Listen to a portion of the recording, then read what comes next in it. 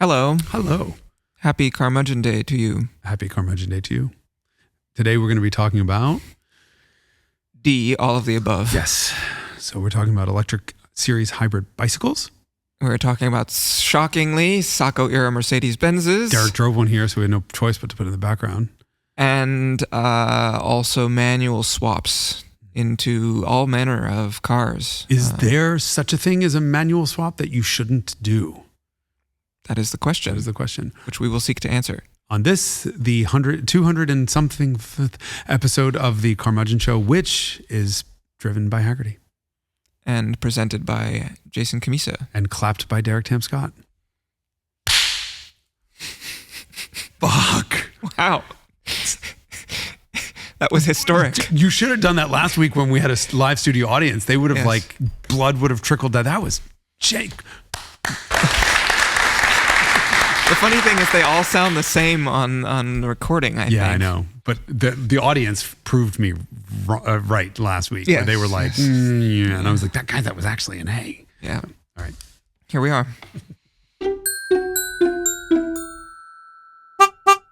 You know what's happening this week? SEMA. Yes. Every year at SEMA, Battery Tender debuts new technology. This year? The bobblehead. Is that this year's innovation? Is this available for purchase? I don't know. How does it perform in low temperatures? It's pretty cold in here. It's performing so this year's innovation is a new, more powerful charge and start unit that combines a charger jump starter and a tire inflator all in one, and smart lithium batteries. I like smart lithium batteries more than I like dumb lithium batteries. I knew you were going to say it, so I just had to beat you to it. I mean, I like dumb people. Thank you. Which is why I don't like you. Anyway, SEMA will be at Battery Tender will be at the SEMA. Visit them in the North Hall booth 11125, and there will be a Haggerty vehicle in the booth. I don't know what Haggerty vehicle it is. Not one of mine. It could be an old car. Could be a van. It could be a service vehicle. Could be a charge and start. Hey, you know what I did need this past week? Charge and start.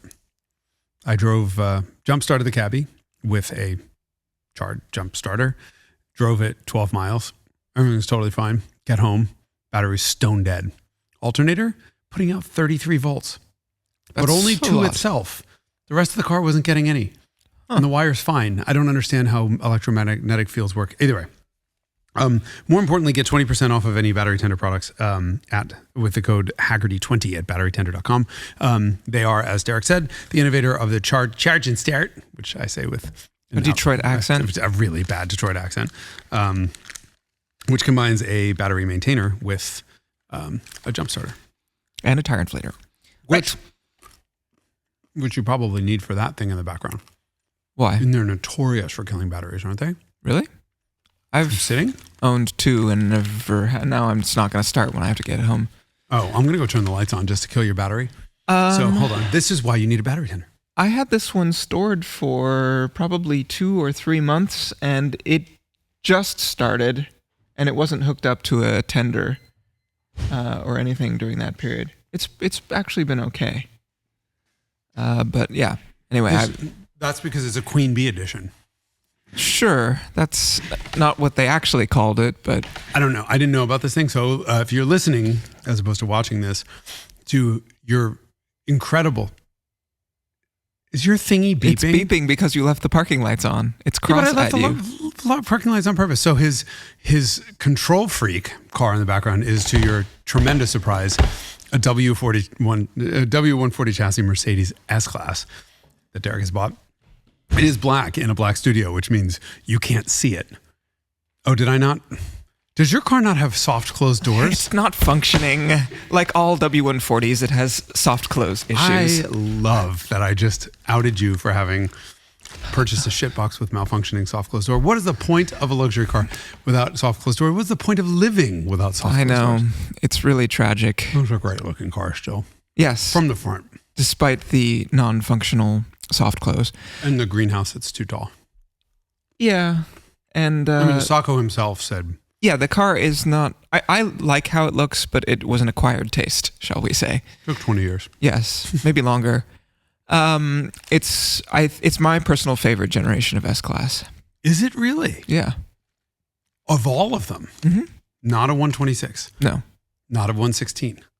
Oof. I do like the 116 a lot. You mean looks wise or overall as a overall as a car? I think the 116 is underrated. It was pretty like sophisticated, important car. Technically the first S-Class, as they say, even though the car before is very clearly its predecessor. Right. But to me, I think the 140 is peak S-Class. It was certainly the last S-Class designed cost no object. Yes, and I think they really went to town. Well, but they remember that they truncated the delivery. There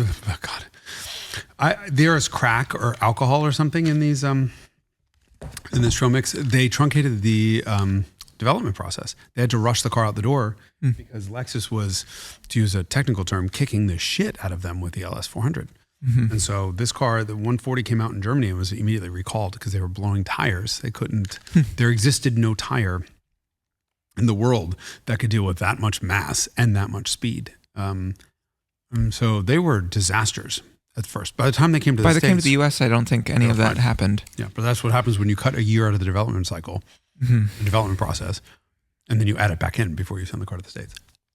Have you spent a lot of time with these cars? Oh yeah. I remember the first time I drove one was after I bought it. Really? That's not true. I drove a 600, a coupe 600, like that's the 15. The first 140 I drove was a 600 coupe. Of course it was. And I drove it, 15 years ago, maybe longer, probably longer. I was probably in high school. So, excuse me. That's not alcohol, that's a coffee. So the first time I drove one, I had driven lots of 124s and owned lots of 124s and various other Mercedes, including R129s. And I vividly remember pulling out I met the family, the daughter of the original owner at a police station because it was a sketchy Craigslist deal. And so we met in the parking lot of a police station. Good move. And I bought the car and I was driving it out of the parking lot. And when I went over the little transition between the sidewalk and the street at the bottom of the driveway, I audibly aloud, even though I was inside the car by myself, I said, "Holy shit." Like immediately at that moment, I noticed a huge difference compared to any other Sacco-era Mercedes or any other car that I had driven. Yeah, it's very, very impressive and singular, and so that's why it's my favorite S-Class. So this was a 140 was the first car I ever took delivery of new. Obviously, I didn't buy it. This was 93, first year in the U.S. 92. 92 was the first year. Okay, but this was 1993 then. Mm-hmm. I just met Mike. So hold on, excuse me, it must have been 94. It was July or something of 94. And Mike, who we still have to do the Mike-isode on, this is a friend of mine who's now gone, so I can tell all his horrible stories, was always brokering cars and helping rich people in Palm Beach, Florida with their cars. And there was one of his clients was a wonderful man named Friedrich Waffenschmidt. And Mr. Waffenschmidt... Where was he from? You might be surprised to learn Germany. Salina, Kansas. Cologne, as it turns out. And anyone who lives in Germany, if you've ever been to a Saturn, which is an electronics retailer, Mr. Waffenschmidt was the founder of that. It was the largest electronics retailer in Germany. A rich old motherfucker, but also a total gentleman. I remember I used to go and wash cars for him and help broker cars with Mike. And every year he would give me a Swatch for Christmas, which was like a big deal. Mm-hmm. He was a sweet guy and he loved that I spoke German. But I don't remember what his previous sort of luxury daily was because he had 6 cars, which I thought was like the most insane number of cars ever. And now you have twice that. Lies, only 10. And so Mike had talked him into a 140 S500 or 500 SCL. Would have been an S500. S500. Would have been an S500. Yep. And so he was like, come with me down to Fort Lauderdale because he had brokered the deal. And it was Waffenschmidt had a silver with blue 129, which was the first 129 delivered in Florida. And I remember he was offered $50,000 over what he had paid for it, which was $100,000 at the time. That's how, we talk about 129s being like a wow moment. They were genuinely that sought after. And so Mike found him a silver over gray 140, ordered him a silver over gray 140. And Mike would always do all of the ordering for all of his clients and all the negotiating, and he would just deliver the car to the person's house and it would all be done. And so I think got a taxi down to Fort Lauderdale. get in this car at the dealership, and they're like, okay, sir, we're just going to give you like a tour. And he's like, I know more about this car than you. Takes the keys, and we hop in. And the first thing he does, he pulls a cassette tape out of his pocket, because that's what you do. And he puts it in, and he's like, he turns the volume up all the way while he's looking in the mirror, quickly adjusts his hair, throws it in drive, and floors it out of the delivery lane, so to speak, and gets it like sideways on the way out. And I always thought that is the best way to leave a dealership when you've just bought a $100,000 car. For the record, I did this in my e-Golf because I knew you don't have to break the engine in on an electric car. And I thought I should leave the dealership with smoking tires. The rubber thing, not the podcast playing. And right as we were leaving, going over the curb on the way out, Amber's I'm a Believer came on. Boom, bum, bum, bum, bum, bum, bum. And to this day, every single time I hear that song, and I hope we can do a couple notes of it without getting, hey, we don't monetize this podcast. We should be able to put a couple notes of this song in. I hear the opening note of that song, and I am back doing this huge bounce and sideways out of the dealership of the first new car delivery I ever took part in. It was also the first time I'd ever hit a speed limiter in the car. It was about a week later. Is that 130? 131. Indicated, hit it like a freight train. Yes. Mike was sleeping in the passenger seat. We were on our way back from some club in Fort Lauderdale or something, and I was on I-95 in Mexico, and it hit the limiter so hard that it woke him up. I was like, this thing could do 170. It was pulling so hard. Yeah. Magnificent automobile. They're really built to the standard that Mercedes never built cars to again since then. Because of the competitive pressure from Lexus. I mean, they misread the rumor, were caught off guard by Lexus. Lexus brought in a car at $50,000 and this car was $100,000. And from the perspective of what most consumers care about, the Lexus was not that inferior, or was maybe even superior in some respects. And so the Mercedes really got their ass handed to them in terms of sales. Part of it was timing, because the LS400 came out when the 126 was nearing the end of its life. Correct. So 1989. And the Lexus, the LS400 absolutely did shit all over the 126. It was a much newer and ground up new product. I think overall 140 would shit on a LS. It depends what you're measuring in terms of not reliability, but yes, or cost of maintenance. But the stereo was amazing. Amber sounded so good. Yeah, and this would have been 94, so it would have had the non-Becker head unit. Would have had the Sony. Was it no? Sony? It's Alpine. Oh, really? It was Alpine. Yeah. Either way, the ride quality was something I'd never seen before. No one had ever seen double plane windows. These cars are so wide. And Sacco, I think it was Sacco, refused to make the seats any wider. And so there was a space in between the seat and a huge space between the seat and the center console. And so there's like a little velour upholstered thing, upholstered catch thing to catch we didn't have phones, catch your coins, packs of cigarettes, and your secretary's lipstick or whatever it is, what people did in the 90s. Yeah. It's really over the top, well enginered. Yeah. Soft closed excessively doors. And the early sophisticated car had the little until middle antennas. of 95, they had the little antenna things that come out of the fender. This was before park distance control, before the BB parking. So that was how you knew, so you could see where the distant corner of the back of your car was. Yeah, you look back and you see the little thing. Yeah. It has a trunk closing plinth that automatically extends. So yes, you don't vacuum actuated so that it's always clean. You don't get your fingers dirty or leave fingerprints on the trunk lid. It had ESP, I think standard, or might have been ASR later. in the 6-cylinder cars. Fair point. But who drives a 6-cylinder S-Class? I mean, really. And the funny thing is the 6-cylinder S-Class costs more than the 8-cylinder 7 Series. As it should be. Yeah. I mean, at that point, look, the 7 Series was a hell of a sporty ride by comparison. Yes, but it was very much more sporting than this, for sure. This car does not feel in any sense sporting, but it's very imperious. It's the dictator car. Everyone always calls it the Princess Diana car. It is which, by the way, she only died in that car because she wasn't wearing a seatbelt. Yeah. Correct. The only person who survived. That car also had a salvage title. Yeah, it had been wrecked a couple 100,000 times. And also it was a protection 280. I can't believe they even got that up to a speed that was able to harm anyone. But yeah, you think about the guy in the death seat who took the brunt of the impact in terms of the pillar that they hit, survived. Everyone else died. And that's why you wear your seatbelt. Especially, like, you got to try to die in an S-Class. Right. So this one is a 99 last year, S500 Grand Edition. It was the only special edition that was ever made of the W140. It came with these 18-inch monoblock wheels and the dark wood interior, and it has the seats that the 600s later on got different seats from the rest of the cars, except for in Canada, where they also put those in 500s. God, I'm so sorry. I know all this. Anyway, so this car has the champagne-colored seats that were unique to the Grand Edition. They were all this color metallic black with the tan interior, with the dark wood and the 18-inch wheels, and a few other items that said Grand Edition, including a lithograph painting of the car with it where it's going through a puddle, or it's next to a puddle, and the reflection in the puddle is a 1920s Mercedes. And then everyone. Some people framed them, some people lost them, but anyway, my car came with it, so I'm pretty excited to have all that.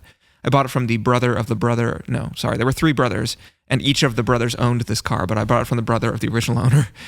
So it was 3 owners, but they were all the same. They were all related. So single family owned until and now you put some nondescript normal California license plate on it. Do you want to get like Grand S license? Well, I actually know the original owner. It was sold in California. The original owner had a vanity plate on it, which was like a sort of abbreviation of his last name followed by the number 1. And I was thinking about doing that with followed by the number of 2, I guess. That's cool. So it's like consistent. So you could also I'm not one for vanity plates, but you could also put a historical vehicle plate on that. That's the joke. That car's over 25 years old, which is terrifying. I think that I don't. There's no reason to do it with this car, but for some other cars, yeah.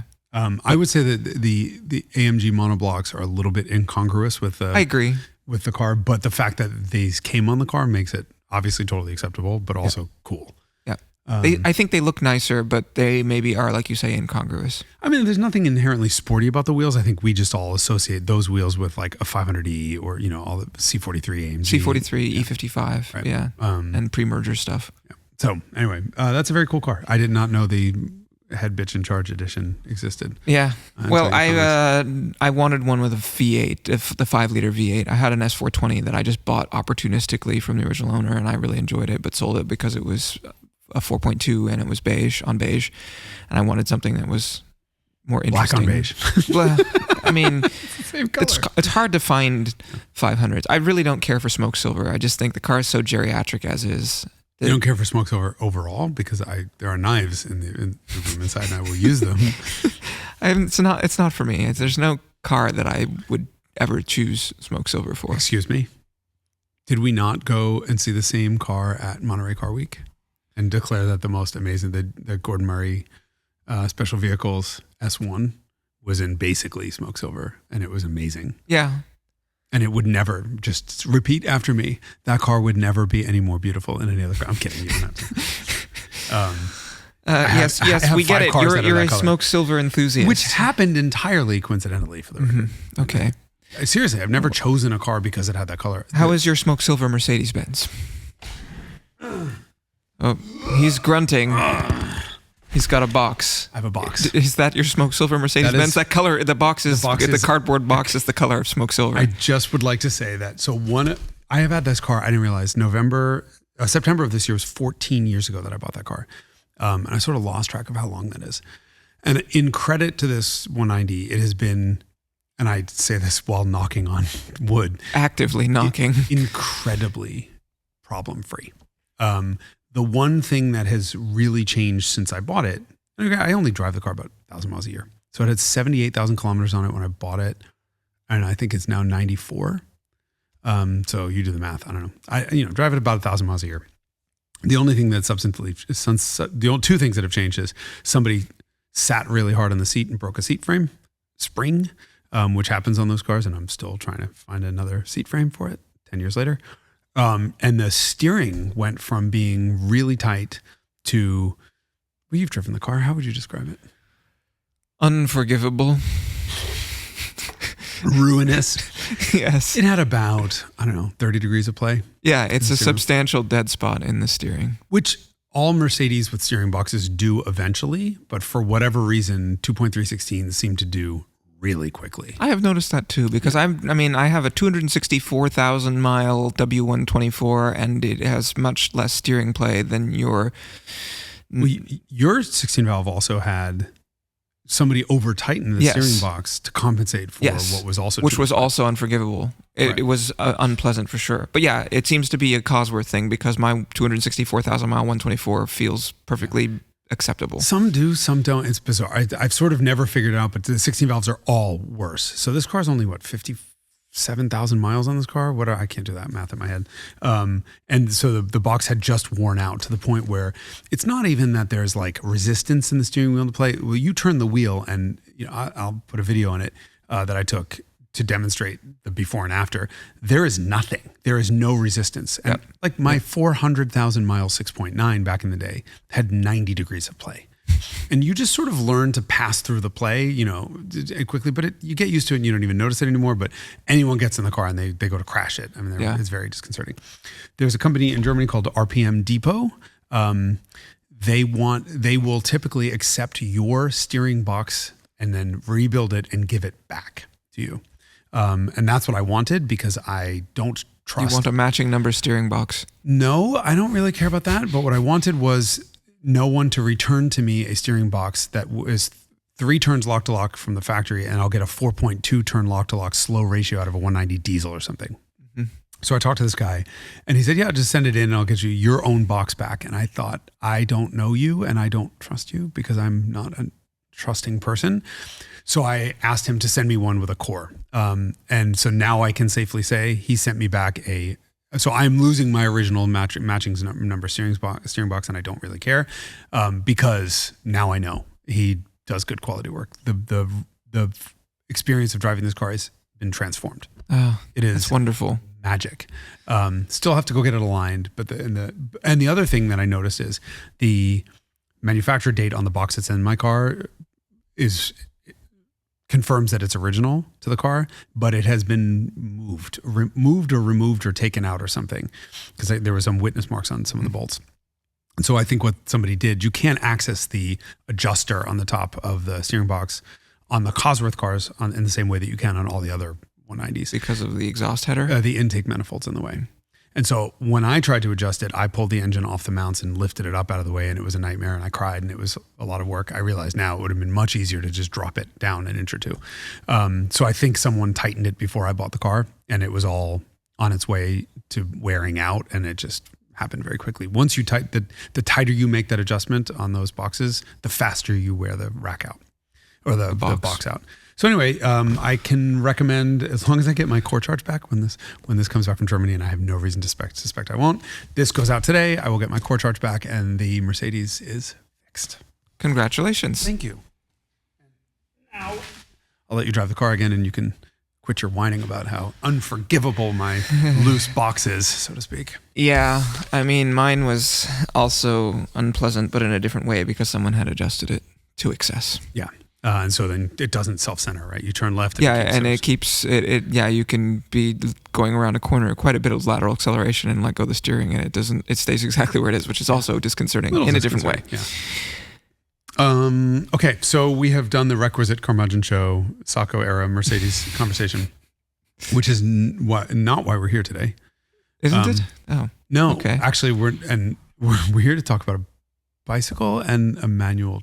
Yeah, we have many things to discuss. Okay. So this week, this is should be interesting to car people, but it's about a bicycle. Did you know? That's a big lift. Yeah. To make a bicycle interesting to car people. When the first real e-bike came out, there was a Specialized turbo, and a Specialized PR person knew that I also rode bicycles, and she was like, "Hey, come out and ride this thing." I'm like, "It's a fucking bike." Like and I didn't even know it was electric. And when I found out it was electric, I'm like, "This is stupid." Turns out that e-bike was my favorite bicycle I've ever had. I just retired it because the last part broke and it's not fully non-functional now. And it was a prototype, so the production bikes never. So I got a test bike from them and I never gave it back because it was that good. And I kept saying, like, you can have it back, but please no. And they're like, just keep it. Or just when you stop using it, give it back to us. And now no one's there from Specialized. So anyone listening from Specialized, I know where it is. I can get it back for you. But best workouts of my life, because that was not there was no way to throttle it. It was not a Vespa or a moped. It measured what you did, what torque you put into the crank, and amplified it on one of 10 maps. And so you just basically logged into gravity.config and you changed gravity from 9.81 meters per second down to whatever you wanted. And you were just immune to the laws of physics. Amazing bike. And that was interesting to car people because here we have an electric vehicle that is just a bike, but also helps you work out. The most popular body style of electric vehicle on the planet is not a car. It is actually an e-bike. And e-bikes are now very common. I think we talked about this once before where like I have no choice now, but I have to go buy an e-bike because everyone on all the trails that I ride or that I hike on is riding an e-bike and I'm going to get fucking killed going 2 miles an hour up a big grade and all these kids are coming up at 30 and scaring everyone. And Rivian technically it's not Rivian. So RJ Scaringe, who's the CEO and founder of Rivian, has a second company called ALSO. You're laughing at the name? Yeah, because it's a second company and it's called ALSO. That's actually not, that's what I thought. Know. I can't imagine that's why they called it that. I just think it's funny that that's a byproduct. I thought saying that we have a Rivian and also we have a bike, and that's actually not the case. The reason why is it embodies the Silicon Valley idea. I met the guy who named the company, and he had a very passionate speech about this, and it sounds like good marketing. I'll let you guys decide, but it's the Silicon Valley mentality of and also. So instead of this or that, it's this also that, meaning no compromises built in this bike. Right. And it is interesting for many reasons. It's the idea behind it is the bike totally rethought in the world post pedaling or post non-electric. And what they've done that no one has done before, as far as I know, is make a series hybrid electric bike. So there is absolutely no physical connection between the pedals and the wheels. So this is like SBC. It's pedal by wire. You have to bring it back to a Sacco-era Mercedes. I guess it's post-Sacco. No, it's post-Sacco. It is pedal by wire. Right. This is how airplanes are flown now. What? Steer by wire, but not power by wire, right? No, everything goes into a FADEC, and it's a computer that you move the lever, and then the lever tells the computer what you want, and then it moves actuators that are located. There's just wires. Yes. There's no cables. But this would be slightly different. This would be the difference. So that's steer and brake and flying by wire, but this is propulsion by wire, which is this is more like a Chevy Volt or a BMW i3 Rex, where the gasoline engine powers a generator that then powers a motor that powers the wheels. So in this sense, a propulsion by wire plane in this sense would be one where there's a jet engine spinning a generator that then makes electricity to spin a fan or a prop somewhere else on the plane. Which is how a diesel train locomotive works. Fair point. But it would be fairly idiotic on a plane. But the idea is really interesting. And I immediately thought, efficiency. Like, this is stupid. You're going to lose 20%, 30% of what the power you're putting into the generator with the pedals by the time it gets to the wheels. And then I sort of thought about it, like, what actually doesn't really matter because you have a 1 kilowatt hour battery, which is a huge amount of energy that you put right into the frame. It's a beautiful, elegant solution. You take it with you, you charge it. And the idea here isn't efficiency. It's the ability to power the bike if you need to and have it measure what you're doing and then amplify it. But it provides some really interesting benefits. And I hadn't thought about this. So the biggest problem area on bikes, and this bike is, by the way, meant, I think, predominantly for commuting, but has multiple they call it top frames. So the seat can be removed along with its stem and the tail light and replaced with other seats. And so you can have like a traditional sport seat. Yeah, I guess it is. You have a traditional sports seat. You can have like a big banana seat, like a beach cruiser seat with a basket or some sort of, cargo carrying shit behind you. Presumably there's one for 2 people, But the idea here is you have one bike does everything instead of having to have a mountain bike and then a road bike and then an e-bike, commuter bike and whatever else. The pedal by wire.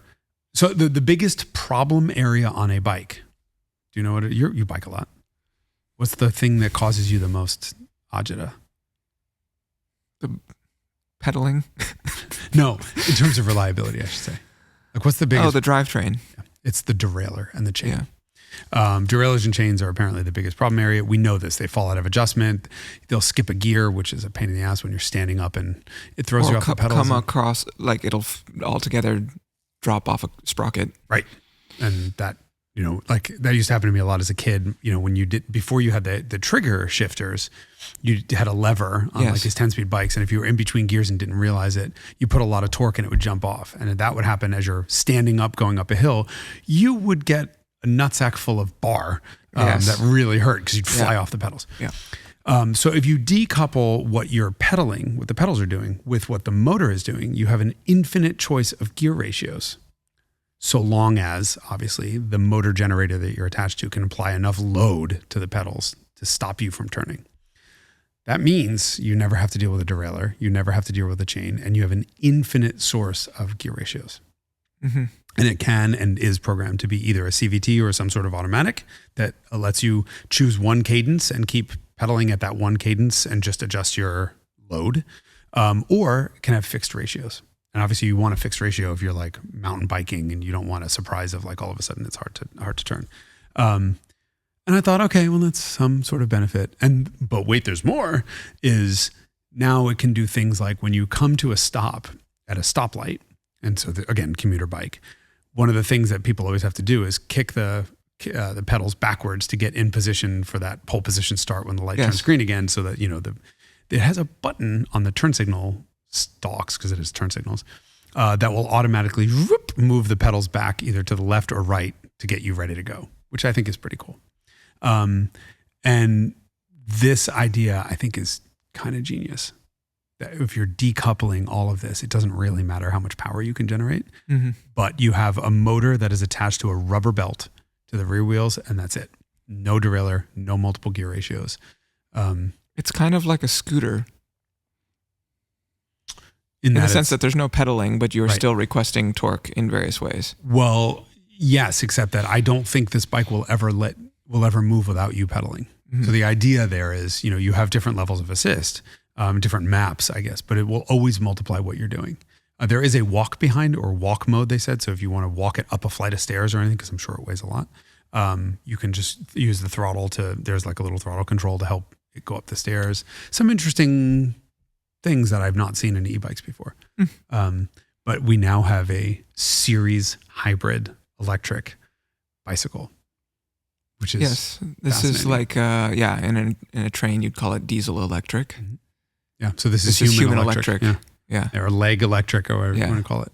And I said, of course, I'm immediately failure mode, right? I'm like total pessimist. Like, so what happens when the battery's dead? They're like, well, we have an exercise mode, and I'm like, okay, exercise mode is you want to use as much power, you want to exert yourself as much workout as possible. So no problem. It just takes whatever you're generating and puts 60% in the battery and 40% to the rear wheels. Like, that's brutal. That's brutal. That's like doubling. So you become like a hamster wheel that's hooked up to a power generator. Yep.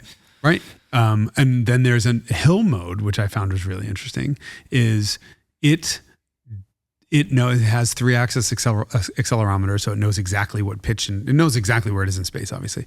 And so it will level the hills up and down. So you're pedaling, it knows exactly how much assist to add at the rear wheel to so is it going to regen when you go downhill so that you have to exercise? Well, not so that you have to exercise. You could, if you put it in hill mode, it will emulate on the ground. So it'll still emulate level ground, but it'll just be charging the battery. It'll be charging the battery.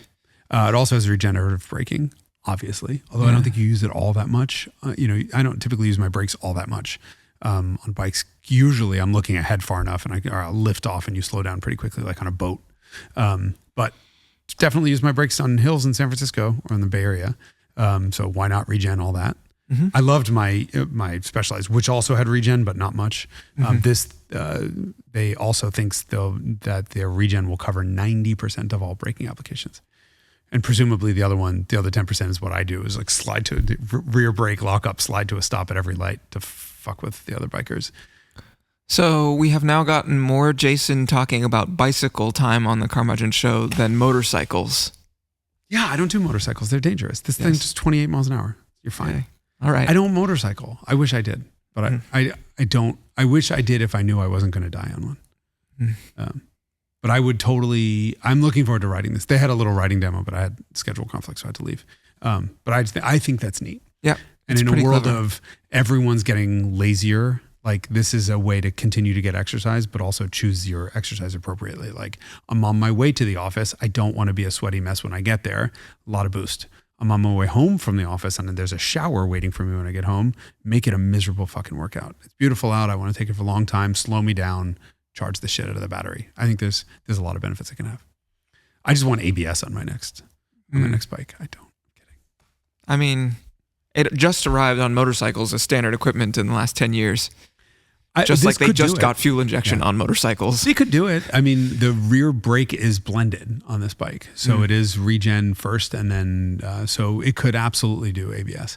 But I mean, I genuinely do like to fuck with people at red lights. So you're one of these people who you have a road bike, and I'm sure you have your little outfits and your little helmets and like the whole, I don't do that shit. I ride a mountain bike on the street because I'm fat and I need exercise when I'm biking. I don't need to travel great distances. So it's a big, fat, heavy, comfortable sort of mountain street hybrid that maximizes my workout. And so when I see all these people who are taking life very seriously, there's nothing I like better than to come up at like 22 miles an hour, sideways, rear locked up, and just cut right across them and stop right at the line at a light. What's up, guys? Everyone looks at me like I'm crazy because I'm a child. Yes. So I don't want ABS. Okay. No ABS for you. ABS for me. Right. However, this is a segue. We can combine the things that we've discussed here, if we try, into talking about manual transmissions, because this also bike has a manual transmission mode and simulated from a CVT. Mm-hmm. How's that for a transition? Did that work? It was pretty feeble. You want to try better? Can you do better? Where are we trying to go? We're trying to talk about manual transmissions, specifically in the context of manual swapping. Yeah. Okay, so we have a mutual friend who's interested in buying. He wants one of these. He wants a 140 coupe, technically. Coupe V12, and to manual swap it. He also wants to manual swap his 500E 124. Right. He also wants to manual swap his SL. It was the red SL in the Revelations episode. He wants to manual swap all the things. Okay. And he also just bought a CLS 63 AMG that he would also manual swap. Okay. So so we're talking about Mercedes getting manual swaps. Which leads the question. So right now, my whole feed is consumed. That's not true. I often see people are manual swapping a lot of things these days. Mm-hmm. They're automatic swapping a lot of stuff. I see like 8 HP ZF automatic swaps into older cars. Mm-hmm. But really, I think the thing to do at the moment is to take a car that was never available with a manual and swap a manual in it. Mm-hmm. We've driven some Matt Quick swapped cars, including a 126. We have. Didn't you drive that 126 with the 113 in it? Oh, that one was an automatic. That's also true. I did drive. He made one. I drove a Pagoda with a 113 in it. That was and a manual swap that he made. That had no seatbelts or brakes. But he was in the middle of that. Nothing against him. He did that. But the CLK63 Black Series. That's the one. Yeah. Right. And then I drove. So we spoke about it briefly. I drove a C63 AMG Black Series with a manual swap, and my proclamation was it fixed everything wrong with this car. Much like the CLK63 Black Series. Right. So my question is, have you driven, what other cars that have manual swapped? Aston Martin, that you just told me about. And yes. Is there such a thing as a car that is worse for it? It depends what the transmission was that, maybe it doesn't. It depends how bad the manual is and how bad the transmission that it had that was 2 pedals that came out of it. So the other car, last year we sold a 360 Challenge Stradale that had been manual swapped. That's a particularly compelling one because those cars originally came only as F1s. So the Challenge Stradale is the hot rod version of the 360. The 360 regular car was available with both F1 or stick. The Challenge Stradale, the hot one, was only available with the F1. So that car manual swapped was absolutely sensational. You know, I routinely and will happily take every opportunity to shit on 360s and 355s and 430s. Therefore, all for V8s. Yeah, all the modern ones that are really going crazy right now. Those things have gotten so expensive in the last 6 months, by the way. Yeah, like asinine. Challenge Stradales or all like 360s? All those, any of the hot Ferraris. Speciales and... Speciales, Scuderias, Challenge Stradales, GTOs, TDFs. they're all going absolutely wacko. And those are all two-pedal cars. And they're all None of them were available with sticks. Anyway, the manual swapped 360 CS was sensational. To me, it was like very close to being, I don't know, I want to call it like F40-like in terms of my driving enjoyment and how much I liked the car, which is so surprising to me because I'm so underwhelmed by normal 360s. But are you underwhelmed by normal 360 CSs? No, but the transmission annoys me. Okay. Anyway, so I adore that car. It was the Ferrari that I always wanted every sort of modern fuel-injected V8 Ferrari to be. So that was a sensation. I did recently drive a Vanquish Aston, the first generation. So this is like 02, 03 to 05. That was manual swapped by the factory. The factory has offered this swap for years, probably at least a decade at this point, but those cars were originally all two-pedal cars with a very dim-witted transmission. And this car is still with its original owner, and it has 3,000 miles on it. He bought it new and just didn't drive it because the transmission annoyed him so much, but he liked the car and the motor and the way it looks enough that he kept it all these years, despite the fact that the driving experience really annoyed him. And so I drove it as a manual, and it was markedly improved. I would say it was not as seamlessly brilliant as the CLK for a couple of reasons. One was the footwell of that car was never designed to be a manual, and so the location of the clutch pedal is like, oh, it's very distantly over here in a place that I was not expecting to find it. And so the ergonomics were a little peculiar, and I guess most of the complaints I have were ergonomic. One was the pedal cluster, and none of these things prevent you from enjoying the car or finding it to be superior to the original transmission, but it was a little bit weird at first. And the other thing is the shifter location is ever so slightly, depending on your configuration, a little farther back than you'd like, and so it's a little bit back towards the back of the car. Yes, okay. And so it was it didn't feel like a very natural, organic like place to look for the shifter. Like the CLK had neither of those issues because the car was engineered to be a manual from the outset, and also maybe because it was designed by Mercedes-Benz instead of bunch of British drunk Brits people. in a shed. Yeah. And so the car was absolutely an improvement, and it works well. But it was, not without ergonomic foibles. But it's certainly like if you have one of these cars, I said the first thing I think I said when I got out of the car is every single one of these cars should be manual swapped. Yeah. So it was a market improvement. All of the cars that I've driven that have been swapped.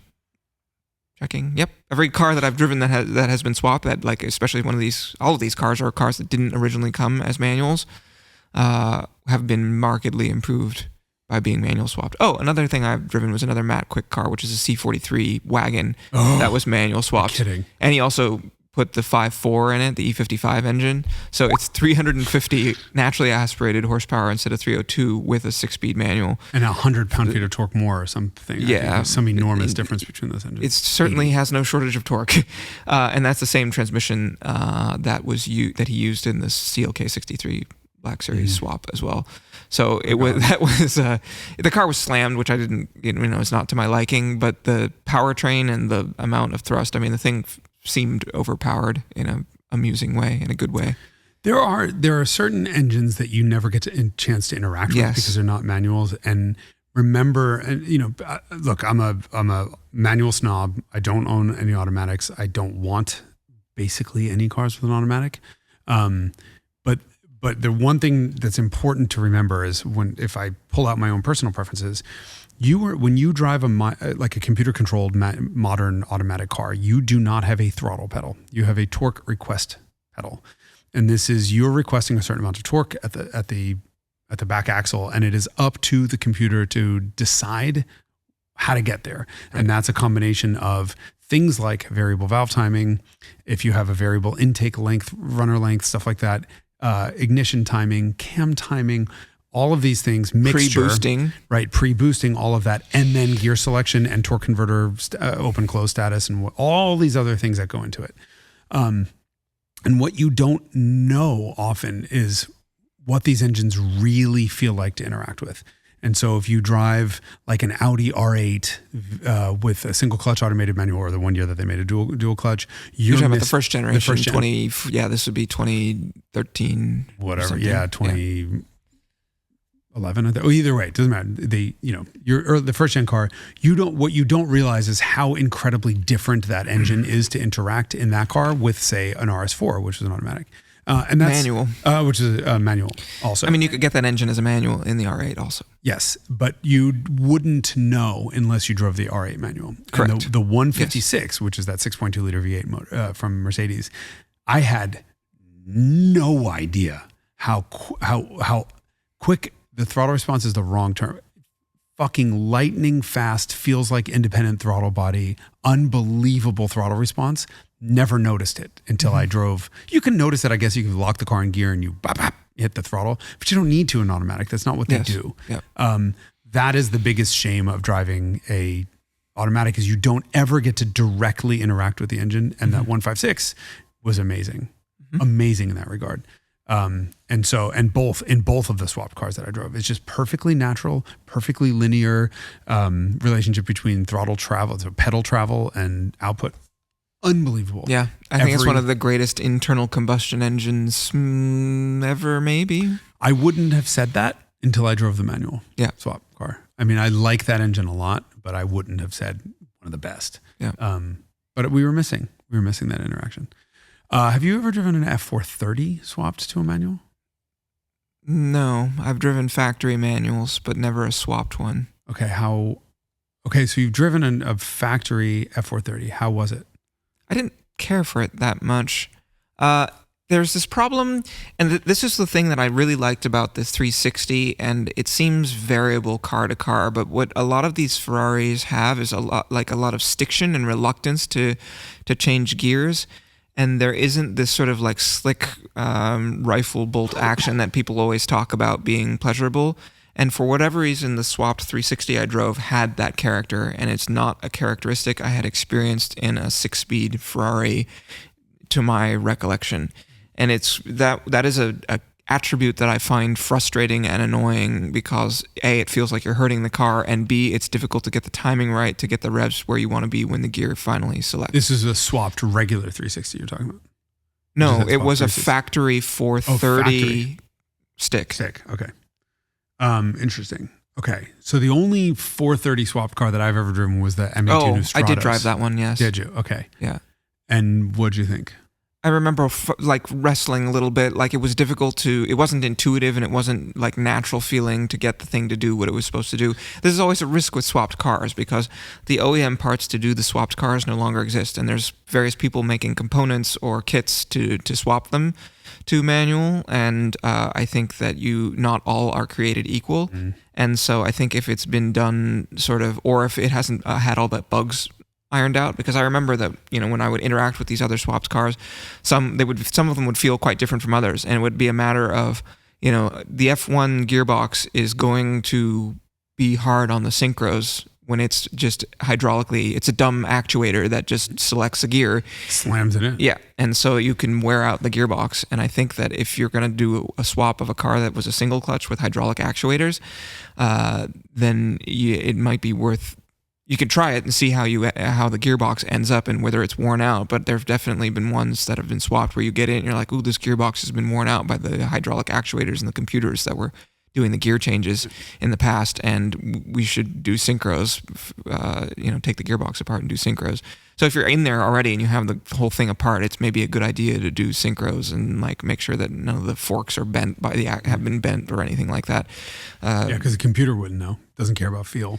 Yeah, exactly. So that's definitely a risk. And, people are 3D printing things and either scanning the OEM parts and 3D printing, which would be an ideal outcome. Other people are making or fabricating things that, don't work as well as, whatever. And there's, cables that need to be set up and adjusted. It's not, and this is the Ferrari way, right? Because in the Ferrari and BMW land, when you're taking off the thing that does the automated gear changing and replacing it with a lever that the human controls, whereas in the Mercedes, you're taking out the entire automatic transmission and putting in a manual transmission with the OEM shifter and all that. That's a really good point, that there are two different ways of doing this. One is you're replacing the transmission with a manual transmission. The other one, you're replacing a transmission, or you're replacing the actuators and keeping the transmission as it was. And it just depends on what the car is and what kind of transmission, whether it was a single clutch, F1 type gearbox or SMG, or whether it was a slush box. Right.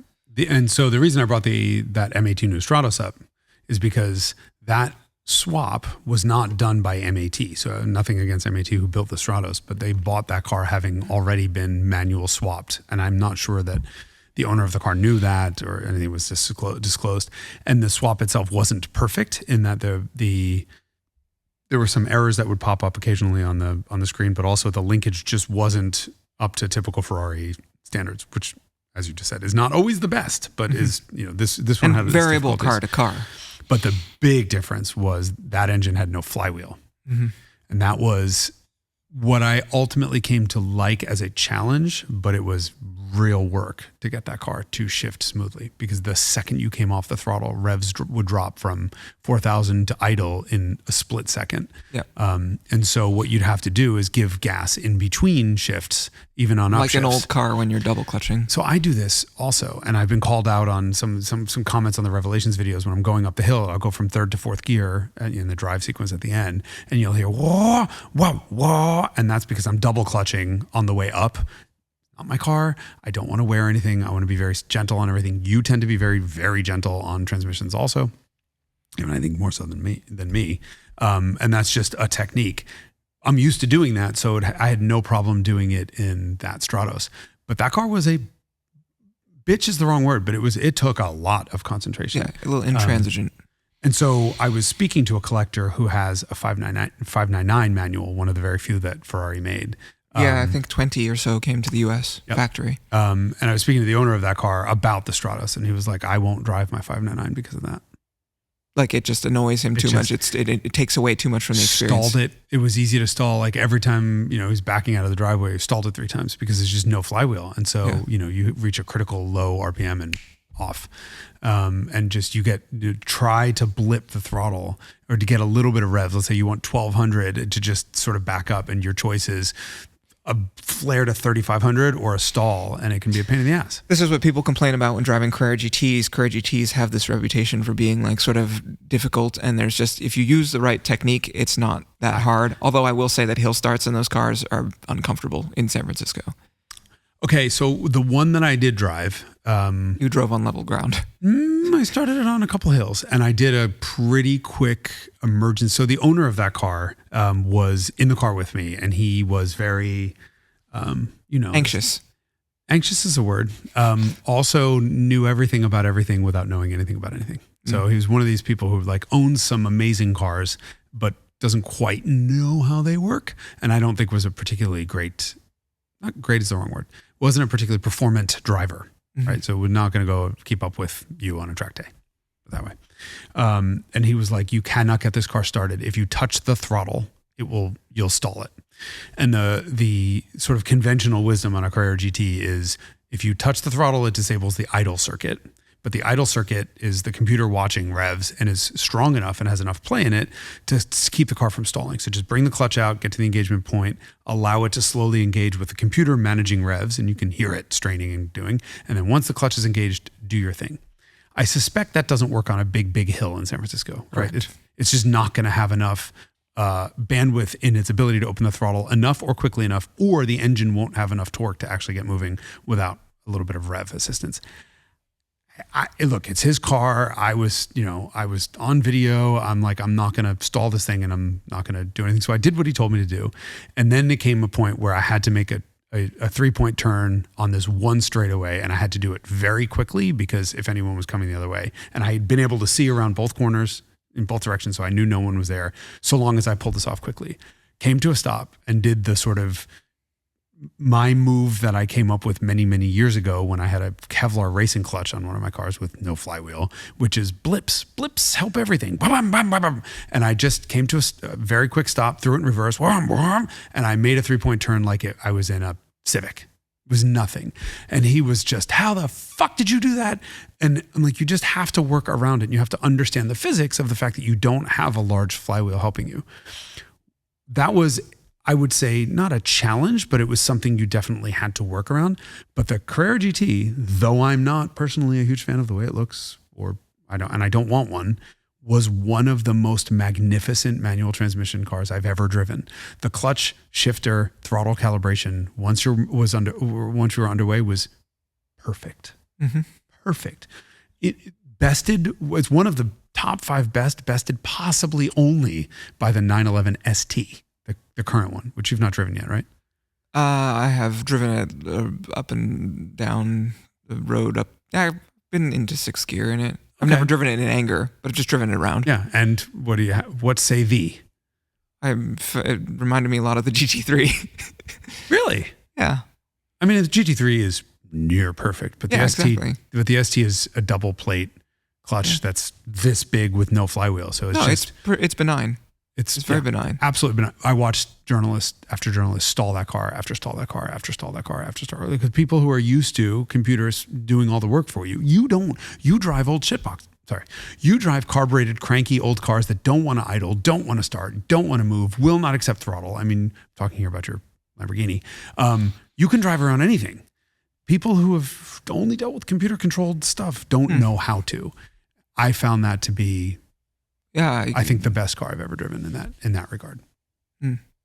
So, but the Stratos was a pain in the ass. I would like to drive a manual swapped V12 599 or one of the factory, because I don't think the factory did anything differently. But throttle mapping for an automatic is always going to be different than throttle mapping for a manual. I mean, there are just changes. Yeah, and so when you swap a car, the question is, is the calibration that they chose for the automatic, does it work when you are trying to use it with a manual? Yeah, and that's what I can't believe about the M156. Right, yeah. unless Matt and God, I feel embarrassed that I can't remember the other guy who's C63 I drove. Unless there's like a check box that says linear throttle, like your pull down menu says auto tragic or it says manual/linear. Yeah. But they're perfect. Yeah. They're great. They're beautiful. They're wonderful. Yeah, even with a pretty aggressive clutch, because that car has a fair amount of power and torque. Does? No. Yeah. Yeah, I mean, he spent a bunch of time because he put in initially some aggressive clutch that was very non-linear and felt race car-y, and that was annoying. And then he found one that had a similar sort of loading ability, but was much more benign to use, but still had was aggressive enough to withstand the torque that car produces. 6.208 cc's of 6,208 cc's, right? 628, whatever. Anyway, big motor. Yeah, but still perfectly pleasant clutch. Yeah, I don't. To answer my question, I don't think I've ever driven anything with a manual that was worse than the automatic. That can't be. That was swapped.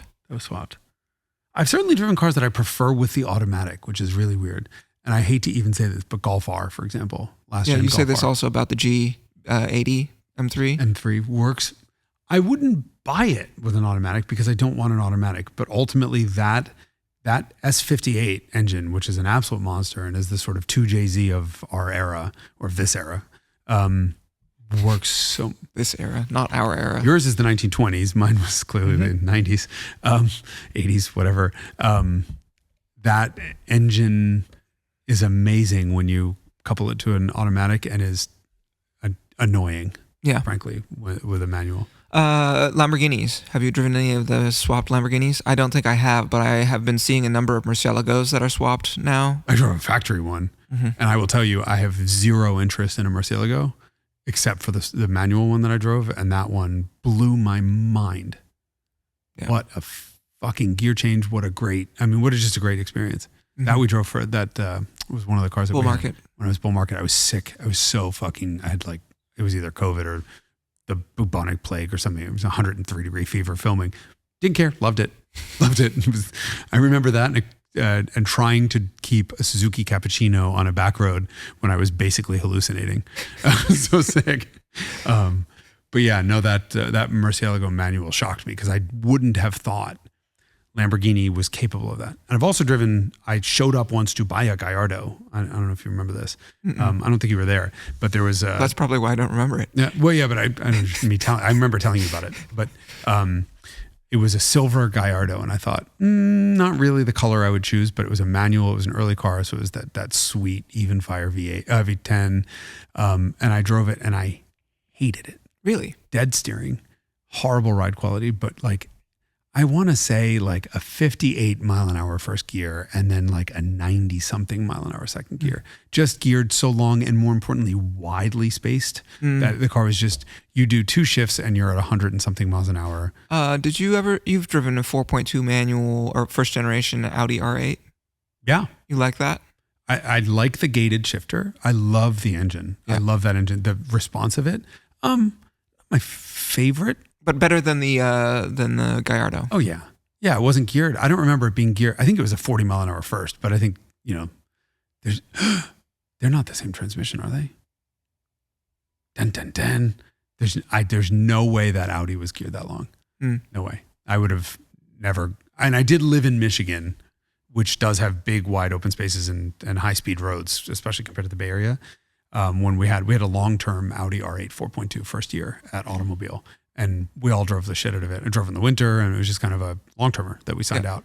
And I don't remember disliking it. I remember disliking the RS4s. We'll talk a little bit more about RS4 next week, actually. Here's a teaser. The RS4 was impossible to be smooth in, which drove me fucking crazy. I did not find that to be for the R8. No, not at all. Totally different. That was why I said that's something you'd miss out if you ever got an R8. Like, I've driven an RS4. I'll take a automated manual or a dual clutch R8. No. Then you miss out by the stick on the changes. Yeah. I don't know if I would want a manual in a big luxury car. I don't know that it makes sense. I mean, it used to be a thing for sure. You could buy from the factory a manual S-Class through the 126, which is an absurd notion. There are manual 140s. That's true. That's true. There was a dogleg manual available in the 300 SE. Yeah. A 7,000 RPM twin cam variable valve timing straight six. You would never get to 7,000 RPM because it doesn't have enough power because the thing weighs so much. Come on. I would totally rock that. There was one green on green that a friend of ours was looking at recently. Yeah. They turn up every so often in Europe. It's a pretty cool especially idea. With like velour interior. Come on. Like it just doesn't get. I would do it for the idiocy of it. Yes, I would too, but not necessarily because it would be the superior solution. Like the superior solution is a big high displacement torquey engine with an automatic in this car. But just for the novelty and the amusement, I could see enjoying it. Somebody responded to to last week's episode where we roasted people's cars, and hey, can you guys do an episode, and we can, and I think we should, where we allow our viewers to tell us what they drive, and then we can shit on the cars. What we'll lack then is the interaction where we can see the owner start to cry, so we know to back off. But he had said he had a E39 530i, and that was a great car to bring up. I'm like, there's nothing to say. It's the best variant of the E39 because the V8s had a steering box and the six-cylinder cars had a steering rack, and they steered better and they were just lighter and happier. That is a car that I actually prefer with an automatic. Yeah, the manual in that car I never liked. The same way I feel about E39 M5. I don't like that manual either. I don't love it. That's probably. I mean, I think they might be different manuals, but the same. No, they are. I mean, they definitely are because one's a 5-speed and the other is a 6-speed. That's true. Yeah, I don't. But BMW shifters of that era, for whatever reason, and it's such a strange fall because, like, the E36 shifter is fine. Fine.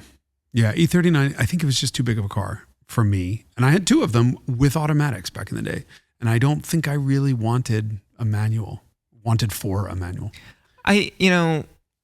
I still think I'd prefer. I've hustled that car, and you start to drive it like a sports car, and like E28's manuals work brilliantly, and I think an R129 would too, because I enjoy hustling them on back roads, and so I think having one as a manual, I'm not so averse to it as a big car, as long as it's a big car that I'm able to hustle. So I think to me the differentiator is NVH. If you can't hear or feel the engine, I don't want a manual. Yeah. And so even like the 129. That was an interesting one after the Revelations, driving 300, 500, 600 together, right? I without question, I'd buy a 300 again, even though it was so much slower. The 500 is the better car. It's a better match for the chassis. The engine is fucking brilliant. But the transmission ruined it on a back road for me because I was arguing with it and it won the argument every time. I'm aware. It doesn't want to give me whatever gear I wanted. But even that car is a little bit too isolated. And that's why it feels so slow. It's not actually that slow. Yeah. It's geared nice and short. The engine makes great noises. Just sounds like it's someone else's car making that noise. Yeah. But yeah, I don't think I would fault anyone, especially once you're talking about a car for a special experience, to manual swap anything. I think everything should have a manual. Yeah. Nothing dates a car like its transmission. Yes, an automatic. That's true. That is very true. You can learn a lot about that's interesting because then it goes back even to the pre-war era. Mm-hmm. You can tell an early 30s car from a late 30s car by the gear change. Manuals you're talking. Yes, even in a manual. Even a manual, right. Yes. But that's the interesting thing. Nothing has changed in manuals since, other than the number of gears and some synchro technology has gotten maybe a little bit better, but it was done in the 70s. Yeah, I was going to say even maybe earlier. Ever since Porsche synchros arrived. Porsche pioneered modern synchro mesh. And that's it. No changes. It's been incremental. So from anything from the 60s through today, there's no real difference in anything to do with how a manual works, whereas automatics are continuing to evolve. And so they date the car. Even infotainment, which I think you'd intuitively say would date a car, especially from the 2000s. Every time I get into anything from the 2000s, someone has bought a $112 Chinese knockoff infotainment system on eBay that shows up in 2 days and is plug and play and replaces the factory fuckery with a touchscreen and CarPlay.